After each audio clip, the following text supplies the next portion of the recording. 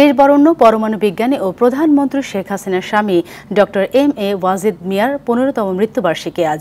এ উপলক্ষে রাজধানী ঢাকাসহ রংপুর মহানগরীতে পীরগঞ্জ উপজেলা প্রশাসন, পরিবার, উপজেলা আওয়ামী লীগ ও বিভিন্ন সংগঠন ফাতিহা পাঠ, কবর জিয়ারত, মিলাদ মাহফিল ও গরিবদের মাঝে খাবার বিতরণ সহ নানা কর্মসূচি নিয়েছে।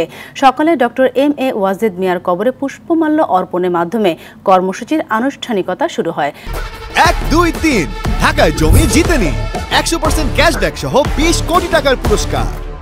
ডক্টর ওয়াজেদ মিয়া বাংলাদেশ পরমাণু শক্তি কমিশনের চেয়ারম্যান ছিলেন। বর্ণাঢ্য কর্মময় জীবনের অধিকারী বিজ্ঞানী ওয়াজেদ মিয়া ১৯৪২ সালের ১৬ ফেব্রুয়ারি রংপুরে লালদিঘির ফতেহপুর গ্রামের এক সম্ভ্রান্ত মুসলিম পরিবারে জন্মগ্রহণ করেন।